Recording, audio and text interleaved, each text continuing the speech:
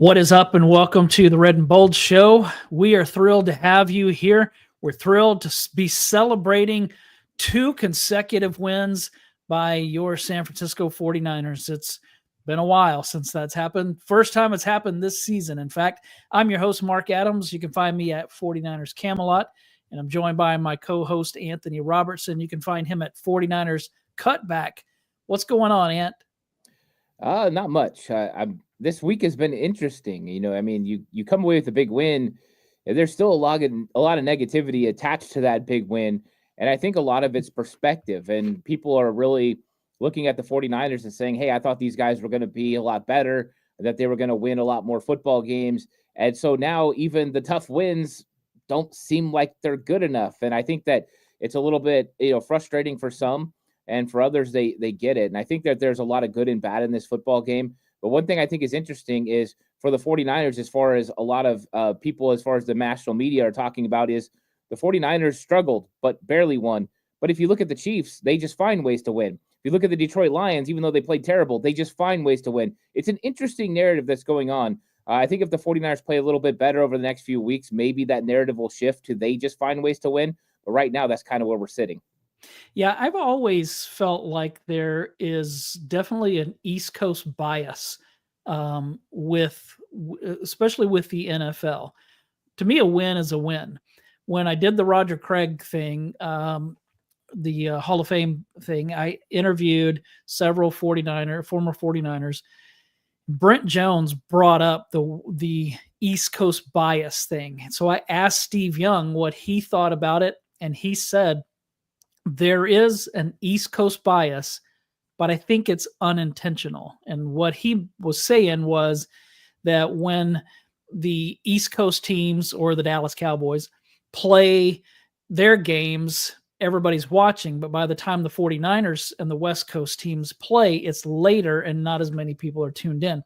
That makes sense, but I'm still going to say that it's intentional. I don't know why, but sometimes it feels like the NFL is against the 49ers. I'm sure that's not true, but it does feel like that sometimes, especially national media. Yeah, it does. I think it's always interesting. You kind of get on these waves. Sometimes you get a lot of pro 49ers talk, and they're just kind of like stuck in that very pro. And then you look, and then all of a sudden it stays on a negative streak. And I think the 49ers are kind of used to this at this point from the national media. And if I was the 49ers, I would use that as motivation. Oh, no one believes in us. Everyone thinks that we're not that team. Okay, let's use that to our advantage. And I think they've done a good job through the years that Kyle Shanahan's been there about turning things into ways to kind of motivate themselves. And they need a little bit of motivation right now. A lot of people have said it looked like they were sleepwalking through part of this season. Well, there's no sleepwalking now. You know where you're at. You know what you have to do. I thought they played hard throughout the entire game. Even when they were struggling on that last drive on defense, it wasn't for lack of effort. It was just mistakes. They were running around trying to make plays. So in that regard, we're looking at a team that's still trying to do whatever they can to win. I think that's at least promising for the second half of the season, which is now 8 games left. Yeah, it's interesting. They were making a lot of mistakes on that final drive, and we'll get into that. I want to start off by talking about a decision that the 49ers made yesterday, and that's extending Deommodore Lenoir 5 years he gets. And so that, we've been calling for this. We love Demo and want to see him stay here long term. I've doubted that they would be able to keep Lenoir and Mooney Ward. Maybe with some of what Ward has gone through this year, not so much in losing a child, but just not playing at his normal standard level. Maybe they can find a way to keep him as well, but I don't know that they're going to, because Renardo Green is playing really well. But what did you think about them extending Deommodore Lenoir? Yeah, I really liked it. I mean, you needed to get it done before the offseason, because if you get him out on the open market, who knows what someone might be willing to pay him. A team like Carolina or somebody that has tons of money to spend, and they're just a bad football team, they might overpay him. I think this easily could have been $20 million a year, and the 49ers get him for 18.4. I think they feel very confident and comfortable with this contract. I think Deommodore Lenoir gets paid for what he's been doing on the field, and he's been playing so well over the last couple of years. But the versatility of Deommodore Lenoir to play inside at nickel and play outside has proved to be very important for the 49ers defense moving forward. And you brought up Renardo Green. Renardo Green's a big reason why the 49ers could make a decision to go with Deommodore Lenoir, because now Green can slide in as that second cornerback, and then it's just about finding the third cornerback. And the 49ers proved this season you can do that. Number one, you can bring in players like Isaac Yedem and Rock Yassin. They've both done okay. But also, you can go ahead and draft another player. It seems like the 49ers are starting to hit on some of their cornerback draft picks. And if you're starting to kind of figure out what type of player you need within the system, and somebody's really figuring out how to scout these guys, then you've got to like the fact that you're probably going to be able to get another one in the next couple of drafts that plugs in, and then you're three solid again. So 49ers do a good job financially. This is responsible, and you lock up one of the best players on your defense. I love this. Deommodore Lenoir is the perfect 49er attitude-wise, and he plays really hard, and he's been dependable and durable, which I love. Yeah, I love that guy. David in the chat says, best DB room we've had in a very long time. And not only that, it's a really young DB room. When you talk about Malik Mustafa and Jair Brown, Renardo Green, Deommodore Lenoir, this is a young group. And I like where they're at with them because I think that this group can be good for a while. I don't know what's going to happen with Talanoa Hufanga. I doubt he's going to be brought back after this season, just because it seems like they like Mustafa and Brown. But if they decide that Jair Brown's not what they want, then maybe they bring Hufanga back. But I like what I've seen from this young group of defensive backs. Yeah, they're getting a lot of experience really quick. Malik Mustafa, we see him improve every single week. And with a guy like Renardo Green, there hasn't been an improvement every week. He's just played so good every single week. I mean, this week, he still was the best cover guy on the 49ers, and that's even with him giving up 4 catches, but they're all catches underneath. He's making tackles. He's playing the run really well. So, yeah, the 49ers got to feel really comfortable with the secondary. I think there is still a decision to be made about Jair Brown. I don't think he's played well enough for the 49ers to say, you know what, we're going to start him next year. I think he's still got 8 games and probably a playoff push if they make it there to prove that he is that second safety. And if he doesn't, they might turn to Talanoa Hufanga. I don't know what Hufanga's market's going to look like when he hits free agency, especially if he doesn't come back from the injury. But there is going to be a market for him. The only thing that's very big is the safety market in free agency is huge. Guys like Budda Baker are going to be available in free agency. So maybe Hufanga would come back for a little bit cheaper, but the 49ers are going to make a decision on him and Jair Brown here pretty soon this season. Yeah. Let's talk about that Tampa game. Hit some of the highlights, some of the lowlights. A low light that became a highlight was Brock Purdy. Early in the game, his throws were off. I don't know what was going on with him early. He seemed to be high on everything that he was throwing. There was that really great catch by George Kittle where he had to go way up and kind of tipped it to himself. But as the game went on, Purdy turned it around. I mean, and he was great, especially in the fourth quarter. I know that you're not a quarterback guru, but did you see any changes from that first half to the second half, maybe with his mechanics or anything like that? Or was it just simply he started to settle in and throw better passes? Yeah, it was interesting. Over on Patreon, I do my film breakdowns, and going through the first half, I was looking for mechanic issues. I was looking for, his foot not being in the right direction, or maybe overextending or doing something, getting his elbow underneath the football, something to prove why the ball was elevated or why he was missing those throws. I really didn't see it. So I just think he was a little off. Maybe he was just a little off target, a little out of sorts, maybe a lot to think about with what he was going to see from that defense. And I think once we saw him settle in and really understand what that defense was trying to do to him, that's when he really started hitting and firing on all cylinders. And I like the fact that it went back to the yak attack. It was getting the ball into Christian McCaffrey and Ricky Pearsall and Debo's hands and letting them create after the catch. And we got a big one from George Kittle, a big one from Juwan. It was all hands on deck, and the yak attack was back. And I think that's really important, especially with the way teams have been trying to blitz the 49ers. Todd Bowles had actually been being mild on the blitz the 2 games before this. Then he goes all out and brings over 60% blitzes against Brock Purdy. And I felt like he handled it really well. He got the ball out where he was supposed to. So, yeah, it was a little jitters, I think, early on in this game. And once he settled in, he looked really good. He did still miss some key throws. Should have had George Kittle in the end zone for another touchdown, and he missed on that. So it wasn't perfect, but it was a lot of good from Brock Purdy. Yeah.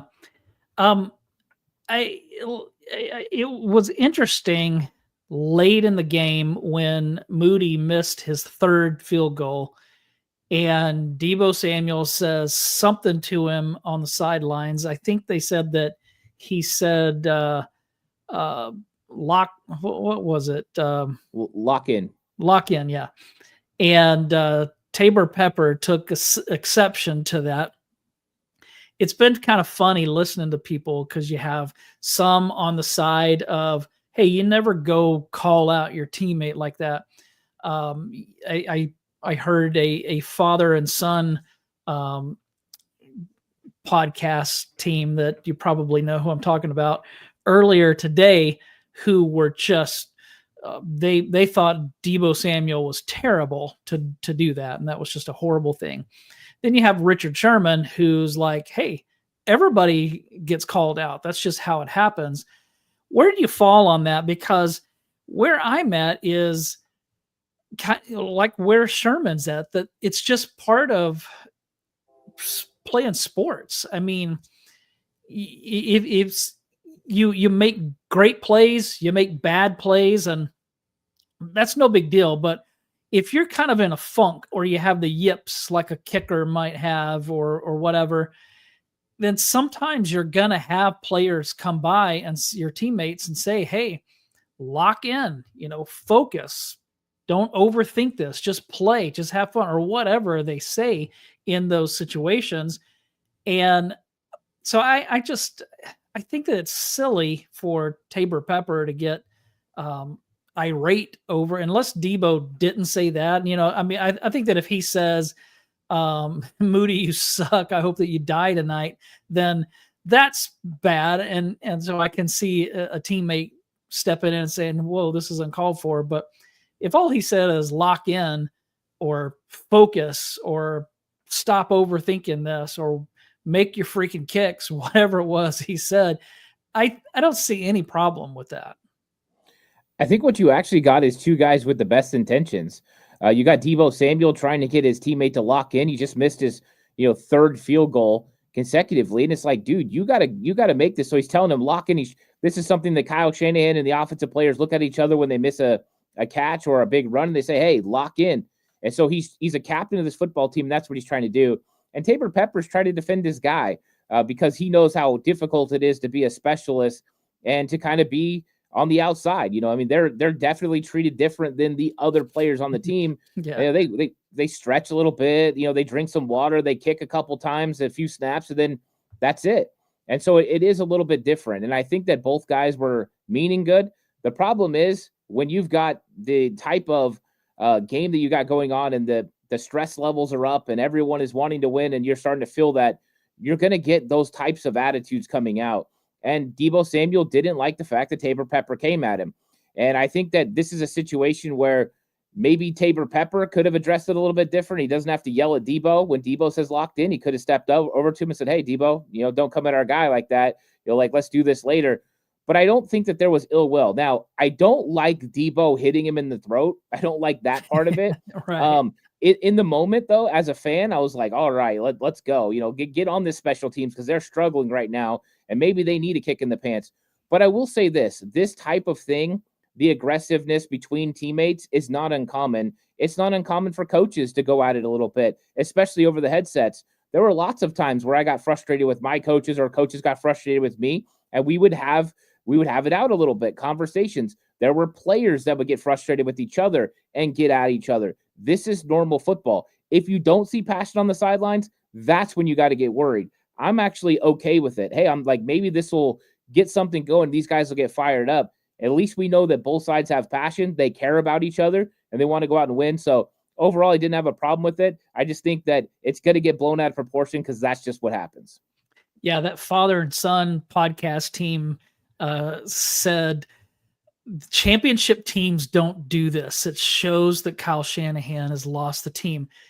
Did they forget about the Super Bowl when Travis Kelce put his hands on Andy Reid? I mean, that stuff happens. Jerry Rice said a few weeks ago, if we played like that, we'd be fighting each other. Jesse Sapolo on X said something very similar, that, hey, this happens. It happened to us. And so I think it's much to do about nothing, and I'm not concerned about it. Yeah, because think about this. In 1994, you had Jerry Rice versus Deion Sanders. Like, they were going at it all the time. And it was on the sideline. It was in the locker room. And you also had Steve Young talking about he wanted to have a fist fight with George Seifert on the sideline. And those types of things galvanized the team. So this stuff happens. And I know that this team is not that 1994 team. And then, it's not Steve Young. I get all that. But to say that this isn't something that happens, or that you don't win a Super Bowl when this happens, would just be nothing further from the truth. This happens a lot. Yeah, and that's just part of it. I don't have an issue with it. I want to get your thoughts on some key plays from last Sunday. First, I want to see what you thought about Ricky Pearsall's first NFL touchdown. It was a big one. It was an important one, and was really happy to see him score on that play. Yeah, it was a great play. First off, they got a good coverage to be able to take advantage of, but we got a great route from Ricky Pearsall. He did a good job of creating a little bit of horizontal space for himself with his initial out on the route, where he got a little separation working his way out. Then he got vertical, and that's what really got Antoine Winfield to flip his hips and kind of roll over, thinking he was going to run a vertical before he snapped it off. And it was coupled by a great job by Brock Purdy recognizing the coverage and then looking Winfield off. So you had Pearsall doing the right route and Brock Purdy giving him the thought it was going to be a deep vertical. Then he rips it on the inside on the dig route, and Brock Purdy put it on him. Perfect throw in a tight window, and he takes it to the house. And I love the speed, that element of quick transition from catch to run. Those are the things that they draft for, and we saw it there. And then Ricky finishes it off. I love the finish. Made sure the ball was protected, but got into the end zone. It was just great all around, from recognition of Brock to route from Ricky Pearsall to finish from Ricky Pearsall. It was a really good job, and I love seeing Ricky get in there. And I thought that was a big moment for him and a big moment for the football team. Yeah. Another big moment was the muffed punt that surprise here. Darrell Luter Jr. was involved again. This time it didn't go off of his leg. He was pushed into Jacob Cowing.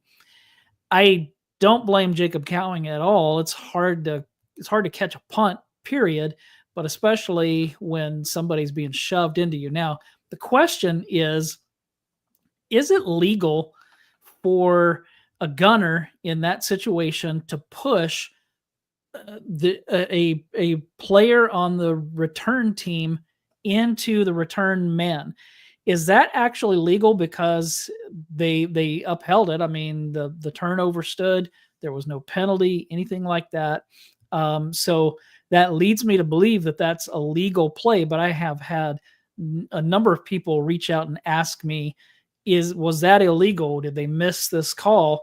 And I'd never really given that much thought. I know that you can't interfere with a return man on a punt like that, but can you actually push? I mean, is that legal to push somebody into the return man? Yeah, it is. It's legal. The thing is, Darrell Luter Jr., he can't be there in that position.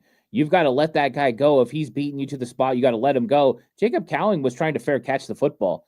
Just get out of the way. And that's one of the most important things for those guys that are out there blocking, is they got to know where they're at on the football field. You can't find yourself that close to the return man.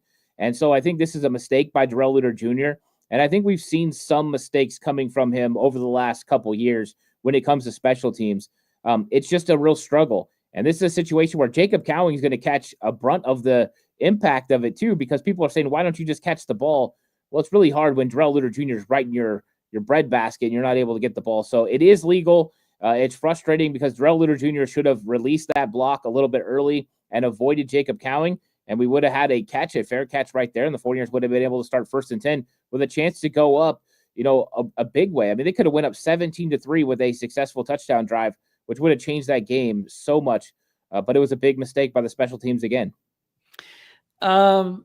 So Josh in the chat says Luter has no field awareness, and that is part of the problem. That was the issue in the Super Bowl and again on Sunday. David in the chat said, love this channel, but please no more Kruger references. Morons. I don't know if he's calling me a moron or like, and I wasn't talking about Larry Kruger. That's not the father son combo that I was talking about. Think about it. You should be able to figure it out. Father son podcast team criticizing the 49ers. This is a pretty easy one. And Larry Kruger is not, Notorious has it. It was the Cones. I don't like to mention them if I don't have to. Next, the 3 field goal misses. Look, I throw out Moody's rookie season because rookie kickers tend to struggle.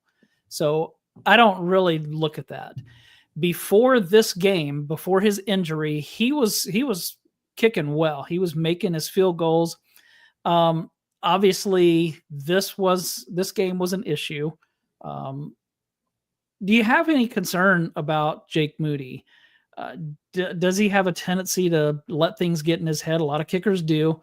Or do you think that he's fine? Could that injury have been affecting him any? I know that the wind was a problem. It was going in all different directions and it was pretty unpredictable. So I'm sure that was an issue.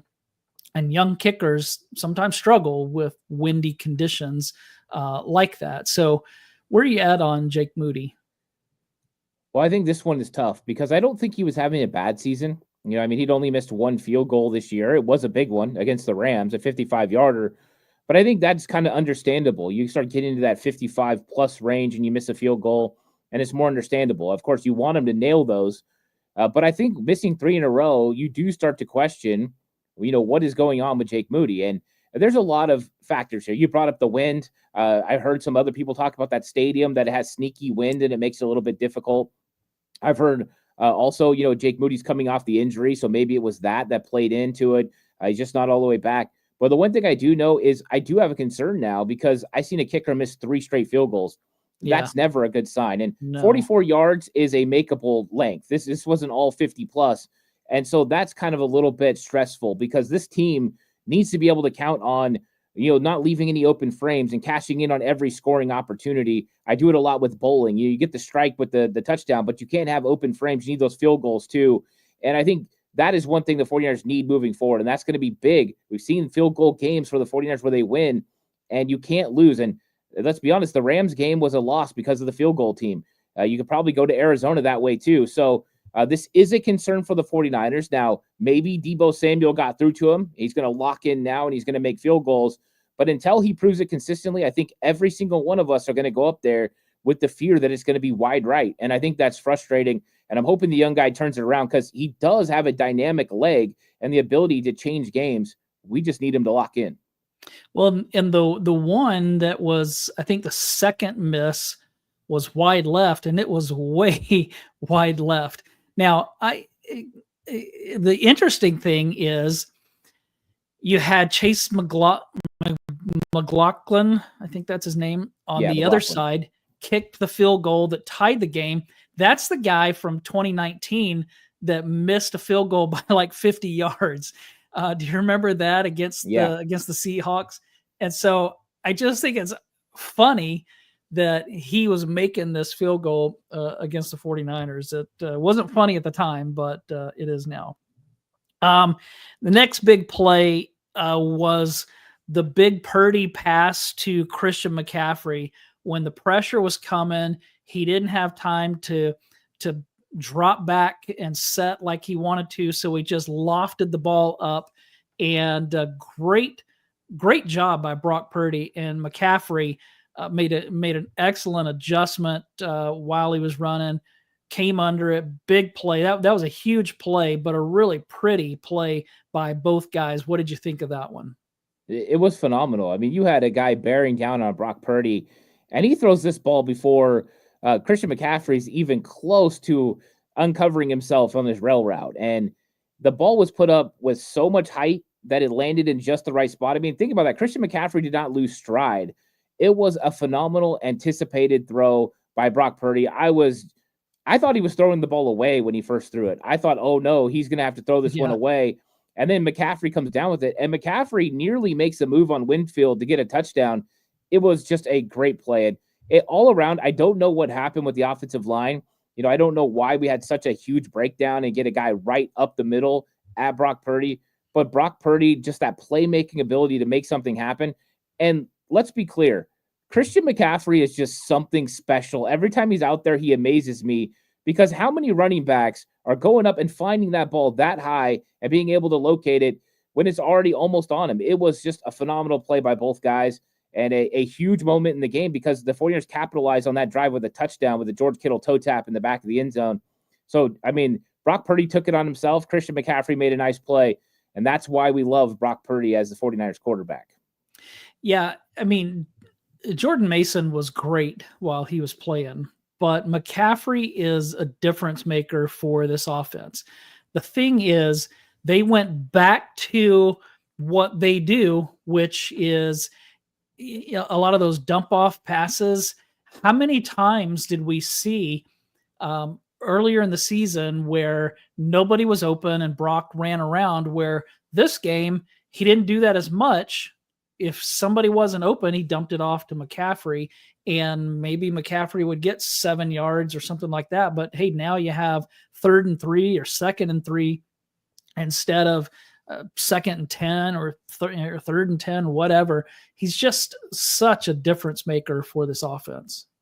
Yeah, I mean, you see Brock Purdy, it felt like he was more comfortable getting the ball to Christian so many times. And what I loved is that some of the things that Christian McCaffrey added were wonderful, because they tried to drop off defensive ends to cover Christian McCaffrey. That might work against Jordan Mason or Isaac Orendo. That doesn't work against Christian McCaffrey. And Brock knows, oh, here's my hots. Boom, I'm going to get it to McCaffrey because of the read on the zone blitz, and you get a first down. Brock Purdy was definitely in command, but you can tell having his guys out there, having Jawan Jennings that he could count on, having Christian McCaffrey and Debo and George, it was definitely making him feel like he had to carry less weight on his shoulders. And I love to see that. But yeah, CMC is huge for this 49ers offense, and taking those checkdowns, taking what's there is so important. That's when the 49ers become close to unstoppable, is when you can take what the defense gives, because those playmakers can get more than what would normally be got by a different player on a different team. Yeah. Then there was the go-ahead touchdown pass from Purdy to Kittle, where Brock Purdy kind of ran around a little bit, directed traffic, and then threw a pass that was perfectly placed. And then Kittle made a great catch, got his feet in bounds. That was a thing of beauty. I don't think that's how Kyle Shanahan drew it up, but it worked, and it was great by both players. Yeah, this is a situation where Todd Bowles wins with the coverage call. He definitely confused them. He double-teamed Christian McCaffrey and took him away in the red zone.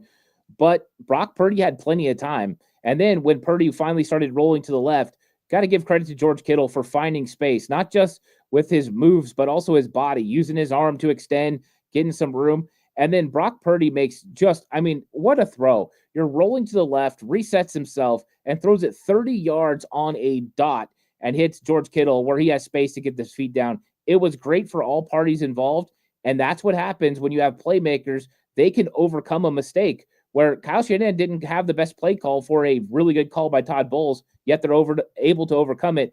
And that's why we're still hopeful that the red zone offense is going to get better, because they're not all going to be like Todd Bowles and guess right. Sometimes they're going to guess wrong, but when they do guess right, you've got playmakers that can make it happen anyways. Yeah. The next play I want to get your thoughts on was the the sack attempt by Nick Bosa. Great play by Baker Mayfield. That was impressive. But what in the world, Bosa? I think, I don't know if it was Brady that said it. Somebody on the broadcast said something like, I think that Bosa's trying not to get called for a penalty. And so maybe that's why he didn't just pull him down. I was thinking, why didn't he just push? Because, I mean, Baker's already headed that direction. He's got a gimpy toe. Bosa could have just shoved him, and he probably would have gone down, as strong as Bosa is. But that was just a weird play, and I don't know what was going on. Yeah, that was interesting. I thought when Nick Bosa got on him that was going to be a sack and 49ers are going to win this football game. And then he just kept running with him. And I did hear David Lombardi say that Nick Bosa said that he was trying not to get a horse collar. And I did see him reach out to the front of the jersey and try to grab it. That didn't work. But I don't understand why he didn't just yank down on the arm. So what we used to teach our guys is that when the guy throws a stiff arm out there, reach out, grab the arm, and pull it straight down. It was a good way to stop the stiff arm. And you're how big? 265 pounds. Yeah. Reach and grab and pull down the arm. If you drop your body weight, it's not a drop down tackle. It's not illegal. Drop your body weight. At worst, he slips out of your grasp, but it completely changes momentum. He's not going to be able to turn and throw before somebody else gets there. To me, I don't understand what he was trying to do. I guess he's trying to push him out of bounds, eventually ride him to the sideline. But it just didn't work. And I wish he would have just pulled down on the arm because I think it would have been a sack and the game would have been over. Yeah, that was frustrating, but you have to tip your cap to Mayfield because that was a great play. Then just when I think, oh man, the Bucs are about to score and take a 4-point lead, and the 49ers are going to get the ball back with 40-something seconds left and have to go all the way down to score a touchdown, which probably wouldn't have happened. Then Evan Anderson comes up with a big stop at the goal line. How huge was that play? It was big, and he needed it because he just got an illegal hand to the face, call a couple plays before that. And the 49ers were reeling from penalties. They were getting in their own way. And then you get Evan Anderson, who makes a great move and a good play. It was fantastic. I mean, Bredesen, the guard, is literally just holding him from behind as he's making that tackle. That was huge. And we saw big plays from a few 49ers defenders, but Evan Anderson came up big right there. It was nice to see Kalia Davis in this game and Evan Anderson make plays when they needed to make plays. And I thought that the trade for Khalil Davis actually might have lit a fire under those guys behind. Like, hey, if you don't do something, you're not going to be on this team in a couple weeks. So I thought it was good. And yeah, Evan Anderson needed to come up big, and he did, which was good to see because he had actually gotten hurt earlier in the game. I seen him hurt his hand. So for him to be out there and making an impact right when they needed him. And how about the trust in Chris Kasarik? Having Evan Anderson in the game in that situation in the fourth quarter, it just goes to show they have a lot of confidence. Probably why they were willing to release T.Y. McGill off the practice squad. They know they've got plenty of talent at defensive tackle now. Yeah, and we talk a lot about how great this rookie class is, but Evan Anderson, even though he wasn't drafted, he's been part of that class and he's played well. Did you see Khalil Davis play much? Because I don't remember seeing him out there. Yeah, he didn't play much. I did see some of his plays. A lot of getting upfield very intensely, not really making anything happen, but you could see the burst and some of the athletic ability that I'm sure they like. Getting pushed around a little bit, and I think that's the norm for a 49ers defensive tackle, it seems like. And so I think he could be something, but we definitely didn't get to see a full rotation of him. So I'm curious what they do in the future. But we did get a first look at him. It wasn't great, but I did see the first step get off and some of the penetration that I know they love. And I'm guessing that he'll fit in nice once he gets used to Chris Kasarik's system. Yeah, I did like on that last drive, even though they kept committing penalties that were hurting themselves. I liked how Nick Sorensen was calling that final drive. He was pretty aggressive, really coming after Baker Mayfield, and I liked that. I was glad to not see him backing off so much and being passive. I liked his aggressive play calling on that drive. Yeah, they were after Baker Mayfield the entire drive. There wasn't a play where it felt like Baker felt comfortable in the pocket. They were bringing blitzes. They were coming after him. They were putting the onus on Tampa Bay to win.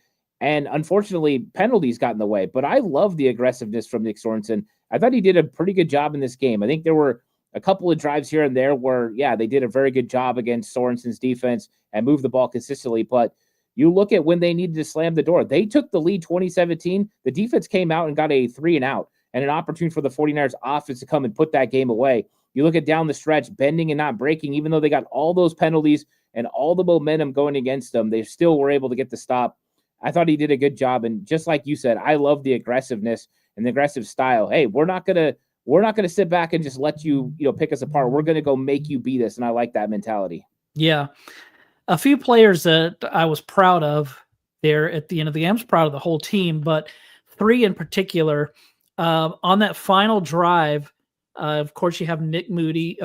Nick Moody was the former linebacker, but Jake Moody making the game winner. Really proud of him for that after missing 3 field goals. Ricky Pearsall had a couple of big catches on that drive. And then Juwan Jennings, good grief. He's so good. And you know what? He's really smart. I mean, this guy of all the 49ers receivers, he might be the smartest one. The way he plays, he's just so heads up. And, there was the play where he caught the ball, looked like he faked like he was going out of bounds and then kept going, but he actually stepped out of bounds. Then there was the big one where he didn't go out of bounds. And I'm thinking, oh gosh, what's going on here? But that was huge because it made the field goal a lot more makeable. Yeah, I mean, that's the difference between 50 and 44 is him getting those extra yards. He's phenomenal. And, I think a lot of people probably forget that Juwan Jennings used to be a quarterback. So Juwan Jennings has that mindset of how to approach a game. But that's part of the football intelligence that you love about guys like that. And that's why a 4.7, 8 guy who runs a 40 not very fast can find ways to get open because he understands football. He's intelligent. He understands what coverage he's getting, what kind of leverage he needs to create, what kind of separation. All that stuff just plays in his mind. And then you talk about just knowing the moment, knowing what you're supposed to do and going and making something happen. Yeah, I loved it from Juwan Jennings. But you're talking about the guys you needed to step up. You get into that situation, and what's the defense going to do? They're going to try to take away George Kittle, Deebo Samuel, and Christian McCaffrey. Well, who needs to win? Ricky Pearsall and Juwan Jennings, and they won. And I think that's a critical part of this 49ers offense moving forward is pick your poison. You want to take away those 3-headed monster, which is probably a good idea. That's okay. We've got 3rd and Juwan. And in case you forgot, we've got a first-round pick in Ricky Pearsall that he's pretty good too. And I love the way that Ricky battled through that defensive contact and was able to get to the middle of the field and get the catch and get the first down. And he's the one that originally got them in field goal range because he worked through it. And how about, let's give the credit to the offensive line on that play. They held their water. Brock Purdy had all day to wait for Ricky Pearsall to get all the way through that route and then deliver a good football. It was a team effort. And that's what I love. When it came down to that stretch, it wasn't like they didn't bring pressure. They tried. But the offensive line and George Kittle picked it up. Christian McCaffrey picked it up. And they did such a good job of giving Brock time that the 49ers, it wasn't drives of old where they would just bury down the 49ers. They couldn't get anything off. We marched right down the field, field goal range, 41 seconds, no problem. And then Jake Moody, you got to give him credit. When the moment was the biggest, he made the kick. And so that's at least keeps you hopeful that he can be the guy that we need him to be. David in the chat says Jennings is definitely underpaid. I would agree with that. Notorious Jennings fumble recovery saved us for sure. That was a huge play. Mr. Corey said, remember, Juwan Jennings was once on the practice squad. So, I love that guy. He's one of my favorite players. Well, the 49ers are 5-4. They won 2 games in a row for the first time this season. We mentioned that. And now they host the Seattle Seahawks, the hated Seattle Seahawks. Arizona, they just keep on winning. Didn't really see that coming, but they're good. And I think that their number 1 draft pick has not even played this year, if I remember right. So let me ask you, do the 49ers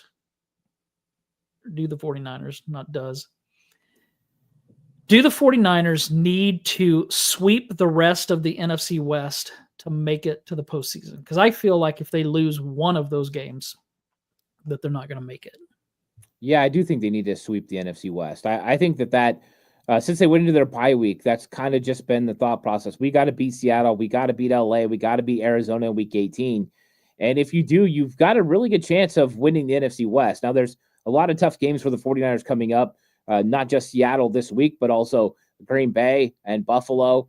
those are going to be tough games as well that you're going to have to win. And Arizona has a really favorable schedule moving forward. They have a lot of, teams that they can win because, well, they were the fourth best team in the league or in the division last year. So you get an easier schedule. But I think the 49ers are still in control of their own destiny. They just have to go out there and make sure they win football games. And I think a lot of these wildcard teams, too, are kind of coming back a little bit. I don't think we're looking at Green Bay the same way we looked at Green Bay, 3 or 4 weeks ago. I think that's a winnable football game for the 49ers, especially if they can put together 60 minutes, which I think if they put 60 minutes of good football together, I think they can beat anyone. So I think that is a winnable football game. So I think that they can still get it done. But, yeah, they need to sweep the NFC West, and they need to make sure they take care of business when it comes to that. And, hey, maybe Arizona will falter on a couple of games, and that'll help the 49ers catch them. Going back a little bit, I see a couple of things here. Notorious says Colton McKivitz is our most improved player. I will die on this hill. Yeah, you've talked about that he's really played a lot better this season. And then he asked the question, was this Dominic Pooney's best game as a 49er? Well, I do think Colton McKivitz has been a lot better this season. And, this is something that they needed to have happen. They showed a little bit of confidence giving him, the new contract, and he's went out there and I think he's proved it. This game against Tampa Bay wasn't his best. That's for sure. He wasn't as good when it came to run blocking. But I think what we've seen is a more consistent Colton McKivitz. And that's exactly what you're hoping for. And so consistency at right tackle is important. And I think Dominic Pooney is probably a big reason why you're seeing a little bit better Colton McKivitz. You have a stable right guard there who can handle business. There's no reason to give him help. He just handles his business. He hasn't given up a sack this season, give up 2 pressures in this game, but continues to not allow anyone to get to Brock Purdy, which is important. And I think right now you look at Dominic Pooney, and I think he is one of the top, 6, 8, offensive guards in the league, and that's saying a lot. I think that was a huge pickup, and I think it has helped the entire offensive line. Even this week with Colton McKivitz and Jake Brendel not playing particularly well, the offensive line still did enough to win. And I think it's because you got guys like Pooney and Trent Williams that kind of balance the level of what's going on the line. Josh in the chat asked thoughts on Nick McLeod pickup. Special teams? I think it does have special teams effects. I think they've had 2 signings this week now. They signed a punter today that are going to have some special teams effects. McLeod is a good one because he's got starting upside too. I mean, the guy started games for the Giants and he's made some plays. So this isn't a guy that in a pinch you couldn't put in the game and expect him to play well. This could be a situation where you see him get elevated for special teams, but also be available, because I think if he's elevated, probably a guy like Darrell Luter Jr. will be inactive for the game. So McLeod is a young guy too, 26 years old. He's a guy that wants to prove that he can play well, but he wanted to play for a contender. To me, I like the signing a lot. And the fact that you got him on the practice squad, I mean, that's a great move for the Niners. So I'm curious to see what they do with them. I think it'll be special teams early, but if they needed to call on him to go out there and play some snaps, I actually feel pretty comfortable once he's, understands his defense, that he could go out and execute at a higher level than what we've seen from like a Darrell Luter Jr. in his play so far. We're hoping Darrell Luter Jr. is going to get better because he's a young player, but McLeod's pretty young too. What are you expecting to see with the Seahawks? Is this going to be another 49ers win, or do you think that this is one of those trap games, with they have the Bears down the road, but they also have the Packers and the Bills. I don't think a division game is probably not usually a trap game, especially the Seahawks. But could they be looking ahead any? Could they, or do you think they're going to be locked in and really focused on beating the Seattle Seahawks? Yeah, I think they're going to be locked in. You don't have the luxury of looking ahead. When you're a team that's 5-4, that's not something that creeps into your mind. Now, if you were a 1-loss team, you might find yourself looking ahead to Green Bay or looking ahead to Buffalo and saying, hey, those are some big games coming up. But not in this case. Every single game they play is the most important. And with Seattle, you're going to get up for that one. There's Diamond Lenore is going to be talking his trash to DK Metcalf, and you're just going to get a lot of the rivalry conversation. Nobody wants to lose a game at home to Seattle. So I think they're going to be up for this game. They know what it means. And they can start putting some distance between them and the player and the teams behind them. Put distance between them and Seattle. Put distance between them and the Rams. So I think it's important for them to win this game. And once they do, they could improve to 6-4. A 3-game winning streak for the 49ers headed into Green Bay is a good situation to be in. And that's when you're starting to get in the mix for the wild card. A lot of people have just been talking division because wild card hasn't seemed likely with how some of the other teams have played. But now those teams are starting to come back a little bit. And if the 49ers can make up ground, that would be huge. But it starts with Seattle. And I think the 49ers are going to be motivated to beat them. They have to beat the Seahawks. They have to beat the Bears. If they could split the Packers and the Bills and win one of those, then I think that would be huge. They could very likely, well, maybe not likely, they very well could lose both of those. They have what it takes to win both, but if they could at least split those two, I think they'll be in good shape. If they can go 3-1 over the next 4, they're in good shape for sure. Yeah, I mean, I think they set themselves up. I mean, if you beat Seattle and you go in and you knock off Green Bay, now you're playing with house money. You go let it all hang out against Buffalo. And if you get a win, well, then now you're sitting in the catbird seat. Now you're feeling really good. You're 8-4. You've changed the entire fortune of your season. Now you're not done. You still got to go beat the Bears, but you're sitting in a good position to where it's not division or nothing. You have an opportunity to really get into the playoffs. So it's going to be important. I do think Green Bay is more winnable. I don't think Buffalo is the juggernaut that maybe a lot of people thought they were. I don't think that defense is great. And so I think it gets carried by the offense. If the 49ers offense can start playing so much better over the next 2 weeks, imagine a shootout between the Buffalo Bills and the 49ers offense. And then it comes down to which defense is a little bit better, or maybe special teams, which is scary, but which defense is a little bit better. And maybe the 49ers could eke that one out. And that would be a big win. If you could go into Lambeau and win and then into Buffalo and win, you got to feel like you're back as a San Francisco 49ers football team. Yeah, Notorious makes a good point, though. He says Seahawks coming off a bye week. So that is going to be difficult for the 49ers. But they're at home. They ought to beat the Seahawks. And great stuff. Anything else you want to add before we take off? I just want to answer this thing from Josh. He said DK trending towards playing. And that is the overall word, that he's going to be practicing limitedly this week. With a chance to play in the game on Sunday. So it might be a full strength Seattle Seahawks coming off a bye. I will say Dallas was coming off a bye as well. That didn't work out very well for them. But a rest advantage for Seattle could play a pivotal role in this game. We'll see. But the 49ers aren't that far removed from a bye either. So I don't think it makes that much difference. But we'll see. A DK should be out there. But for whatever reason, I don't really fear DK. I mean, he's going to get a couple catches. He's going to get a little bit of yards, but he's not the game changer that he used to be against the 49ers cornerbacks who have played him very well over the last couple years. Yeah. I don't. I'm kind of like you. I don't fear him. He's good talent, but I don't fear him at all. So, let me get to this last question from Notorious. Did you guys see the Bucs linebacker lay Juice out? Is that a sign of Father Time catching up? That's a good question, because I was going to ask you, and I forgot to put this in here. What do you think about having some plays where instead of using Kyle Juszczyk, they bring Jordan Mason in and have McCaffrey and Mason back there?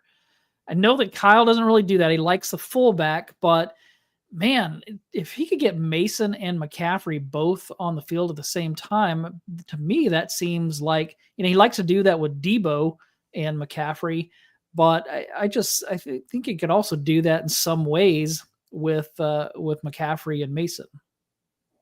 Yeah, I mean, I think that's always a possibility. We've seen him do it a little bit with Elijah Mitchell and Christian McCaffrey in 2022. I don't think that's something he's against if he feels comfortable with Jordan Mason in that. I do think it would make a lot more sense if Jordan Mason was a little bit better when it came to catching the football. I think that's not an avenue that he's the best at, but you could definitely put them in the backfield together, motion Christian McCaffrey out, and still run the ball with Jordan Mason.